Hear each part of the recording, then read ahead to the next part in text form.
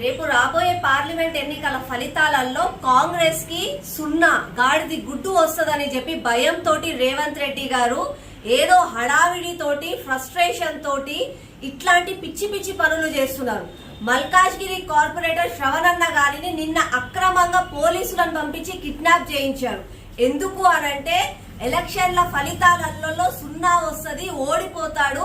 ఎట్లాగో ఇచ్చిన 6 గ్యారంటీలలో ఎక్కడ పోయినా కూడా ప్రజలు మొత్తం ప్రశ్నిస్తున్నారు, ఎండగడుతున్నారు, వాళ్ళని చెప్పుతో కొట్టే రోజులు దగ్గరకు వస్తాయని చెప్పి భయంతో ఫ్రస్ట్రేషన్ తోటి చేస్తున్న పనులు ఇవన్నీ. రేవంత్ రెడ్డి గారు మీరు ముఖ్యమంత్రి అయిన తర్వాత మొత్తం ప్రతిపక్షము మేము కలిసి పనిచేస్తాము, ప్రతిపక్షం కూడా మాతో చేతులు కలపాలి, ముందుకు సాగాలి అని చెప్పి మాట్లాడిన వాళ్ళు ఈ రోజు కేవలం ప్రశ్నించినందుకు శ్రవణన్న గారిని ఇట్లా అరెస్ట్ చేయించడం, కిడ్నాప్ చేయించడం ఎంతవరకు న్యాయం?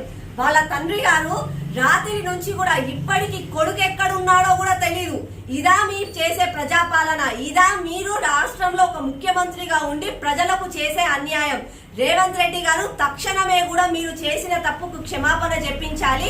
మీరు చేసే తప్పులు ఇలా చేస్తే ఏదో అరెస్టులు చేసే బీజేపీ కార్యకర్తలు భయపడిపోతారని మీరు అనుకుంటున్నారేమో గానీ ఒక్క అరెస్టు కాదు, 10 మందిని ఒకసారి నువ్వు అరెస్ట్ చేస్తే నీ జైలు కూడా సరిపోవు. గానీ మేము మిమ్మల్ని ప్రశ్నించడం ఖాయము. నువ్వు ఇచ్చిన 6 గ్యారెంటీలు తీర్చేంత వరకు రోజు మిమ్మల్ని ఎండగడుతూనే ఉంటాం.